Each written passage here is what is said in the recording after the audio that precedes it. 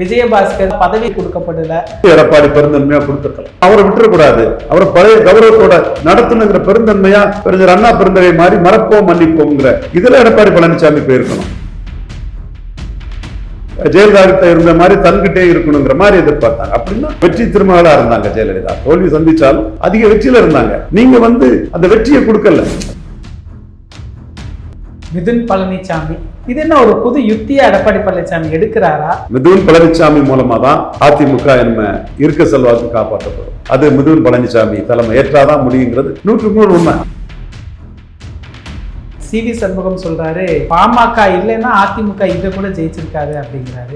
எடப்பாடி தரப்புல அக்ரி கிருஷ்ணமூர்த்தி மறுக்கிறாரு. 2026 பொறுத்தவரை அது உண்மைதான். விஜய் வரும்போது அதுல அந்த வன்னியர் ஃபேக்டர் தான் எதிர்கொண்டு நின்று எடப்பாடியும் காப்பாத்திருக்குது. எடப்பாடி 31 தொழில வெற்றி பெறதுக்கு காரணம் அன்புமணி தாங்கிறது உண்மை. அன்புமணியும் டிஎம்கேயும் சேர்ந்துட்டான்னு வைங்க, எடப்பாடிக்கு வடதமிழக நிலைமை என்ன? பரிதாப நிலைமை, தாக்கு பிடிக்க முடியாது. அப்ப இந்த இடத்துக்குள்ள எடப்பாடி சிக்கிறார்.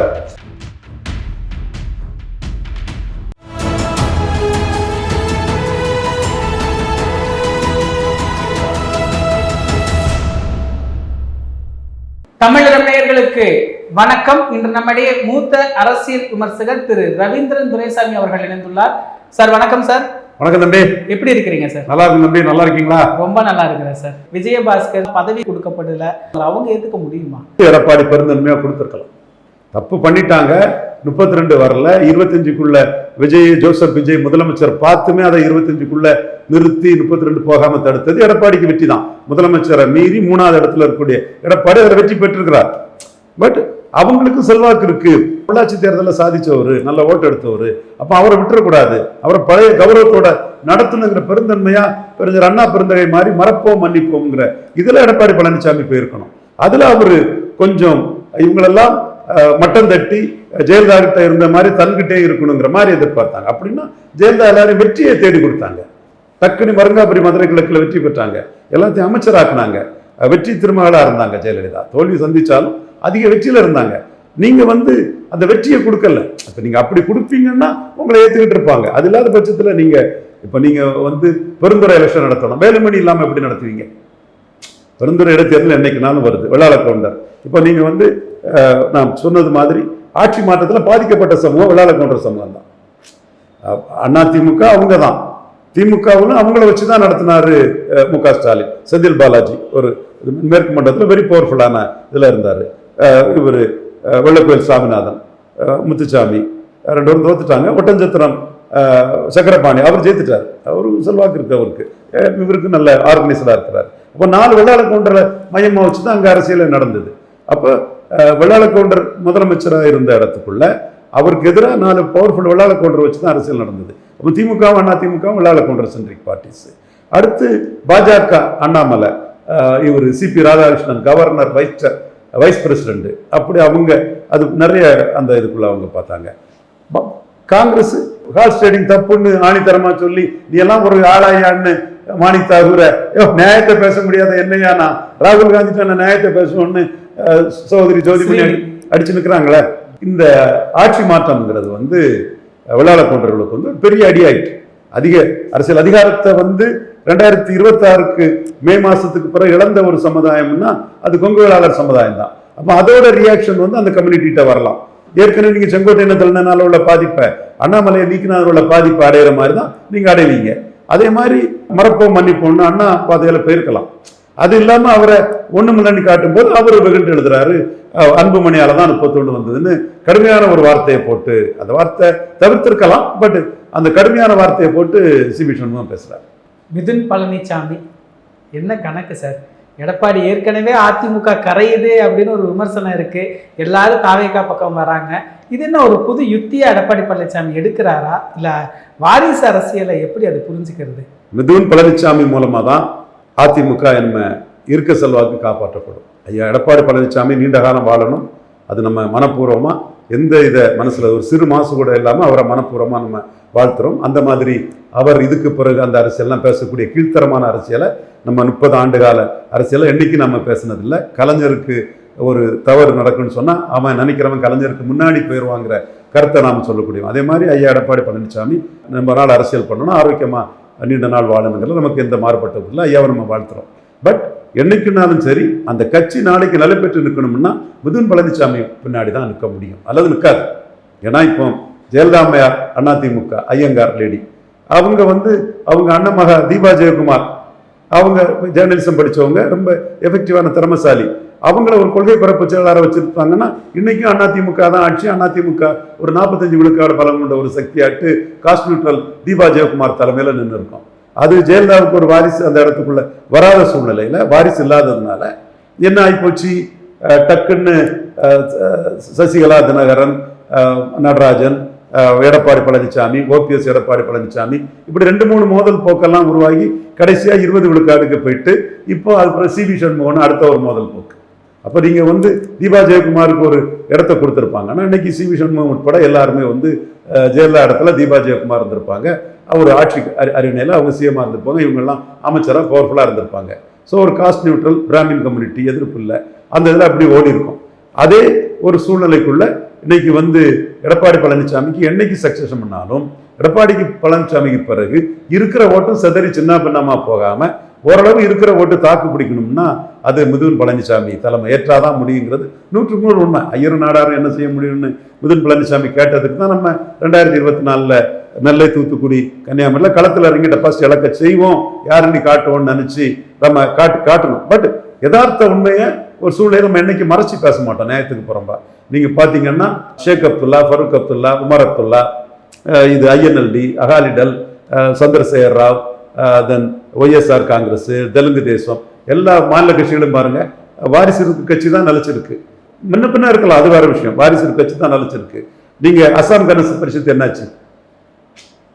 பிரபுல குமார் மகந்தா, கோஸ்வாமி, அது இதுன்னு கலெக்டிவ் லீடர்ஷிப் அசாம் கண பரிஷத்து என்னாச்சு? நிற்குதா? இல்ல. அப்போ உங்களுக்கு அழிஞ்சு போகாம காப்பாற்றப்படக்கூடிய தெலுங்கு தேசம் சந்திரபாபு நாயுடுவால காப்பாற்றப்படுது. ஒய்எஸ்ஆர் காங்கிரஸ் ஜெகடால காப்பாற்றப்படுது. இப்படி நீங்க பாத்தீங்கன்னா ஒரு ஜேடிஎஸ் குமாரசாமி கவுடா மத்திய அமைச்சராக இருக்கிறார், தேவகவுடா, அது கட்சி இன்னைக்கு நிற்குது இல்ல. ஓல்டு மைசூர்ல பாஜக கூட்டணி வச்சு 12 சீட்டுக்கு 11 சீட் தட்டி தூக்கிட்டாங்கல்ல. அந்த மாதிரி ஒரு நிலைப்பாட்டை எடுத்துதான் அதிமுக எடப்பாடி பழனிசாமி தாக்கு பிடிச்சு போக முடியுமே தவிர நீங்க இனிமேல் எம்ஜிஆர் மாதிரி ஜெயலலிதா மாதிரிலாம் அந்த கட்சி இல்லை. பட் 3வது இடத்துக்கு வந்துட்டீங்க. கொஞ்சம் எக்ஸோடஸ் வர்றதுனால பலகீனம் அடையுது. இவர் உடுமலைப்பேட்டை ராதாகிருஷ்ணன், தெலுங்கு செட்டியார், அவர் ஒரு நான் வளாள கொண்டார், பாதிக்கத்தான் செய்யும். இவர் எஸ்கி சுப்பையா, முக்குலத்தூர், எல்லா ஜாதிகிட்டையும் செல்வாக்குள்ள ஒரு சகோதரர், பாதிக்கும். தென் இவர் கடம்பூர் ராஜி, அவருக்கு இன்னும் கட்சிக்குள்ளே ஆள் இருக்கு. ஸோ அவர் நாயுடு சமூகம், கோயில்பட்டி, செல்வாக்கானவர். அவர் தோத்தாலும் செல்வாக்கானவர், அதை நம்ம மறுத்து பேசக்கூடாது. அப்போ இப்படி ஒவ்வொரு ஏரியாவுக்குள்ளேயும் உங்களுக்கு பாதிப்பு இருக்குது. இந்த பாதிப்பெல்லாம் மீறி நிற்கிறவங்க எடப்பாடி தலைவர்னு தான் நிற்கிறாங்க. இந்த பாதிப்பு இதெல்லாம் மீறி நிற்கிறவங்க எடப்பாடி தலைவர் தான் நிற்கிறாங்க. இன்றைக்குள்ள சூழ்நிலையில மரகதகுமார்வேலுக்கு எதிராக ரெட்டலையில ஜெயித்துட்டு எப்படி போகலான்னு ஒரு குரல் எழும்புது. அது எடப்பாடிக்கான குரல், எடப்பாடி தலைமையை ஏற்றுக்கொண்ட சூழல். எட்டியப்ப சோழன் ஒரு வன்னியர் சமூக சேர்ந்த சகோதரர், அவரும் எடப்பாடி பக்கம் தான் இருக்கிறார், ஒரு வெட்டி வச்சிருக்கிறாரு. அவர் எடப்பாடி ஏற்றுக்கிட்டு தான் இருக்கிறாரு. அதுபோல நீங்க தாராபுரத்துல சத்யபாமா அந்த அருந்ததியர் சமூக சகோதரி கட்சி மாறிட்டாங்கன்னு அவங்களுக்கு எதிரான போராட்டங்கள் எல்லாம் எடப்பாடியை மையமாக வச்சு தான் 40 விழுக்காடு ஓட்டு அங்கே எடுத்திருக்காங்க. ஸோ இருக்கிற கட்சி எடப்பாடிக்கு கட்சி தான். நம்ம குட்டையோ நொட்டையோ சிறுசோ பெருசோ அது எடப்பாடிக்கு தான். இப்போ நீங்கள் தேர்தலுக்கு முன்னாடி இருந்தே போலரைசேஷன் குறிப்பிட்டீங்க. சிவி சண்முகம் சொல்கிறாரு பாமக இல்லைன்னா அதிமுக இதை கூட ஜெயிச்சிருக்காது அப்படிங்கிறாரு. எடப்பாடி தரப்பில் அக்ரி கிருஷ்ணமூர்த்தி மறுக்கிறாரு. இதை எப்படி புரிஞ்சுக்கலாம்? அது 2026 பொறுத்தளவில் அது உண்மைதான். 24 பாமக இல்லாமலே ஜெயிக்கல. ஆனால் சேலம், சிதம்பரம், விழுப்புரம்லாம் நல்ல ஓட்டு எடுத்தாங்க.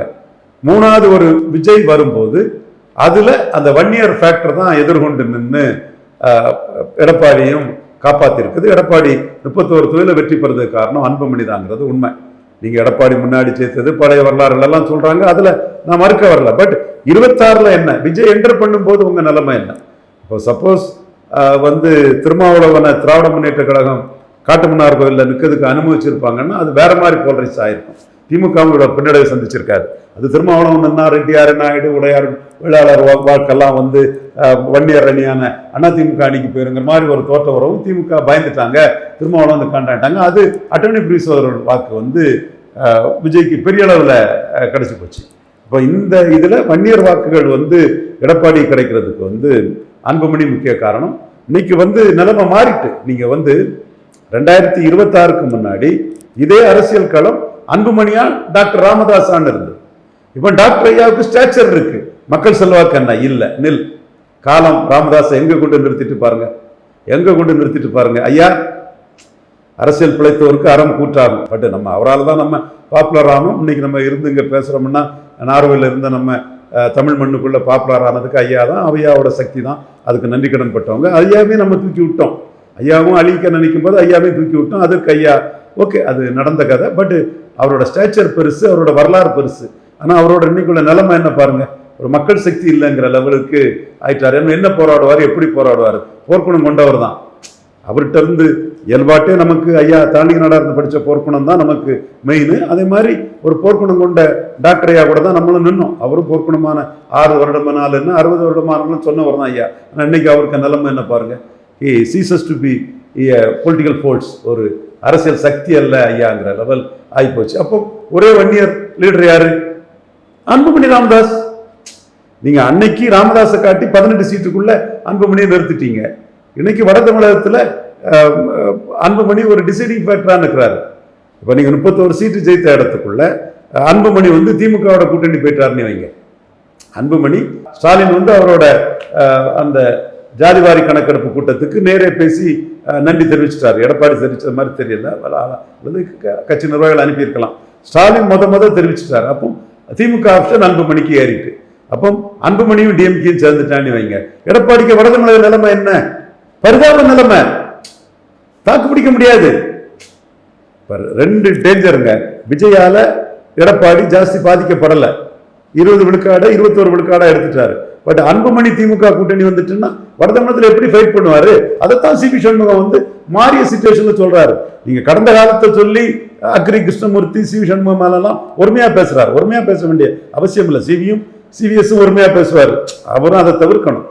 அரசியல்ல ஒரு நாகரிகம் வேணும். பெருஞ்சர் அண்ணா பெருந்தகைய பேரை சொல்லிட்டு இருக்கவங்க அண்ணாவின் அரசியல் நாகரிகத்தை படிக்கணும். அது அக்ரி கிருஷ்ணமூர்த்தினாலும் சரி, சிவி சண்முகம்னாலும் சரி. ஸோ அந்த நாகரிக அரசியல் அங்க தேவை. பட் என்னதான் அக்ரி கிருஷ்ணமூர்த்தி ஒருமையில பேசி அதை எஸ்டாப்ளிஷ் பண்ண நினைச்சாலும் இன்னைக்கு கரண்ட் சிச்சுவேஷன் அன்புமணி மிக முக்கியமானவர் ஆயிட்டாரு. அது சிவி சண்முகத்துக்கு தெரியுது. அதை தெரிஞ்சிட்டு தான் சிவி சண்முகம் அந்த வன்னியர் சென்டிமெண்ட் எடுத்து விடுறாரு. ஒரு சரியான ஆயுதத்தை எடப்பாடிக்கு எதிராக தூக்கி போடுறாரு. நீங்க ராமதாஸை காட்டி அன்புமணியை மார்ஜினைஸ் பண்ணாரு எடப்பாடி பழனிசாமி. அப்போ நம்மளே சொன்னோம், நீங்க தைரியமா அன்புமணியும் சௌமியா அன்புமணியும் எடப்பாடியில நின்னுங்க, நிலைமையே வேற, 10.5 சொல்லி நின்னுங்க. 10.5ங்கிறது வன்னியருக்கு தனி ஒதுக்கீடுங்கிற அந்த பெருமை.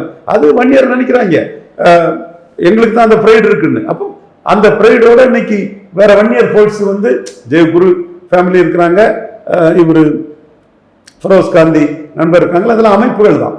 பட் ஒரு ஃபோர்ஸ் ஆட்டு 4 எம்எல்ஏ, ஒரு ராஜ்சபாங்கிற லெவலில் ஒரு அரசியல் சக்திங்கிற லெவலில் நிரூபிக்கப்பட்ட அரசியல் சக்தி ஆட்டு வந்து இன்னைக்கு அன்புமணி இருக்கிறாருன்னா அன்புமணிக்கு டிமாண்ட் வந்து பெரிய அளவுக்கு இருக்கும். அப்போ ஸ்டாலின் வாழ்த்து தெரிவிச்சிட்டாருன்னா ஸ்டாலின் உணர்றாரு. ஷெட்யூல் காஸ்ட் ஓட்டு பெருமளவு விஜய்க்கு போயிட்டு திருமாவளவன் நம்பி நமக்கு பெருசா வரல, நம்ம ஏமாந்துட்டோம், அந்த இடத்த ஸ்டாலின் உணர்றாரு. அப்போ அன்புமணியை நம்பி தான் எடப்பாடி பழனிசாமி வட தமிழகத்துல நம்பர் 1 இருக்கிறாரு. அப்போ அன்புமணி நம்மளை தூக்கிட்டோம்னா எடப்பாடி நிலைமை சிக்கலாகும்னு ஸ்டாலின் தூண்டில போட்டுட்டார் அன்புமணிக்கு. அன்புமணி அதை உணர்வார். பலமான ஸ்டாலின் கூட நின்று களமாடுறது நல்லது. வன்னியர் ஓட்டையும் எடப்பாடிட்டு இருந்து நம்ம பக்கம் கொண்டு வரும். எடப்பாடிட்டு இருந்து நம்ம பக்கம் கொண்டு வரும். இதுல சில விஷயங்களை, சில கசப்பான உண்மைகளை நான் சொல்ல விரும்பல. அது தெரியும், அவங்களுக்கும் தெரியும், எல்லாத்துக்கும் தெரியும். சேலம் தருமபுரி பகுதி வாழ் மக்களுக்கும் தெரியும். நம்ம அந்த இடத்துக்குள்ள என்னைக்கு ராமதாஸ் கிட்ட வந்தோம்னா வன்னியர் சமூகம் அப்பர் காஸ்ட், அப்பர் மென்டாலிட்டி காஸ்டால பாதிக்கப்படுது. நம்ம கன்னியாகுமரி தொகுதிக்குள்ள இருந்து அதே நம்மள மாதிரிப்பட்ட ஒரு சமூக தளத்துக்குள்ள பாதிக்கப்படக்கூடாதுங்கிற எண்ணத்துக்குள்ள வந்தோம், போராடணும். ராமதாஸ் அதுல பாப்புலாரிட்டிக்கு காரணம்னாலும் கூட நியாயமா நம்ம ஒன்று விஷயத்துக்கு நன்றி உணர்வோடு நிற்கலங்கிறதும் நடந்த கதை. பட் நாம அந்த சமுதாயத்தை பற்றி பேசும்போது அந்த சமுதாயத்தோட எண்ணிக்கையும் அதுக்குள்ள உரிமைகளையும் என்னைக்கு நாம விட்டு கொடுத்து எந்த சூழ்நிலையும் பேசினதில்லை. இப்பவும் அந்த சமுதாயம் வந்து தமிழ் மண்ணில் ஒரு தனித்துவமிக்க சமுதாயமாட்டு ஓடுற வெள்ளத்தில் ஓடக்கூடிய ஒரு சமுதாயமா இல்லாம சுதந்திர போராட்ட காலத்திலே காமராஜ் 2 சீட்டு தான் கொடுத்து முதலியார், ரெட்டியார், நாயுடு, உடையார், வெள்ளாளர், இந்த மாதிரி பிராமணர், முஸ்லீம்னு கேண்டிடேட்டை போட்டு, யாதவரணி கேண்டிடேட்டை போட்டு வடக்க ஒரு அரசியலை பேக்கிங் கம்யூனிட்டியா பரையர் கம்யூனிட்டியை வச்சு அரசியல் பண்ணும்போது வன்னியர்கள் கலந்து 30 வன்னியர்கள் இண்டிவிஜுவலா வெற்றி பெற்றாங்க. வரலாறு. இப்போ அந்த வன்னியரோட தனித்தன்மை வந்து இன்னைக்கு அன்புமணியால நிரூபிக்கப்படுது. அப்போ இவங்க தான் வட தமிழகத்தில் டிசைடிங் ஃபேக்டரா இருப்பாங்க. அப்போ இந்த இடத்துக்குள்ள எடப்பாடி சிக்கிறார். ஸ்டாலின் திருமாவளவனுக்கு ஓட்டு இல்லாமலே ஸ்டாலின் வடக்க வந்து 2வது இடம் வந்துட்டாரு. பாமக ஓட்டால தான் இவர் வடக்க வந்து முதல் இடத்துக்கு வந்திருக்கிறாரு எடப்பாடி பழனிசாமி. அப்போ பாமக ஸ்டாலின் போய் சேர்ந்துட்டாங்கன்னா எடப்பாடிக்கு நிலைமை என்ன? அப்போ வன்னியர்களோட மைட்டு, வன்னியர்களோட இதை வந்து நீங்க முற்போக்கு, பொதுமைவாதி, ப்ரோக்ரெசிவ், புண்ணாக்கு, தெருப்புழுதி இனி பேசுறவன் எவனும் பேச மாட்டான். அப்ப இனி என்ன வன்னியருக்கு விரோதியா? நானும் எடப்பாடியும் சி.வி. சண்முகம் வந்து ஜாதிவாரி கணக்கெடுப்பு நடத்தாம செய்த தவறுகளை வண்ணார், நாவிதர், குயவர், போயர், ஒற்ற சமங்களுக்காக நான் பேசியிருக்கேன். இன்னைக்கும் பேசுவேன், என்னைக்கும் பேசுவேன், எல்லா இடமும் ஒரே மாதிரி அதை பேசுவேன். பட் வன்னியர்களுக்கு இன்னைக்கு வந்து பெரிய ஒரு இடமும் அதுல அன்புமணி உயர்ந்து இருக்கிறாரு. அது எடப்பாடி பழனிசாமிக்கு இடியாப்ப சிக்கலை உருவாக்கி இருக்குங்கிறத புரிஞ்சுக்கிட்டு சி.வி. சண்முகம் இதை தூக்கி போட்டு அடிக்கிறாரு. இதற்கு வந்து ஒருமையில அக்ரி கிருஷ்ணமூர்த்தி சொல்லக்கூடிய வழக்கங்கள் எல்லாம் கடந்த காலம். எதிர்காலம் அன்புமணி. வட தமிழகத்துல நிரூபிக்க போறது அன்புமணி, வன்னியர் சமூகம். இதுல ஸ்டாலின் அந்த ஆஃபரை கொடுத்துட்டாரு. சோ எடப்பாடி இதுல பெரிய பின்னடைவை சந்திச்சிருக்கிறார். நிகழ்கால அரசியல் குறித்து பல தகவல்களை பகிர்ந்து கொண்டதுக்கு நன்றிங்க சார். இதே போன்று நிகழ்கால அரசியலின் சாரம்சங்களை அரசியல் ஆளுமைகளின் நேர்காணல் வழியே தொடர்ந்து காண தமிழ் நிறம் வலையொலியை சப்ஸ்கிரைப் செய்யுங்கள்.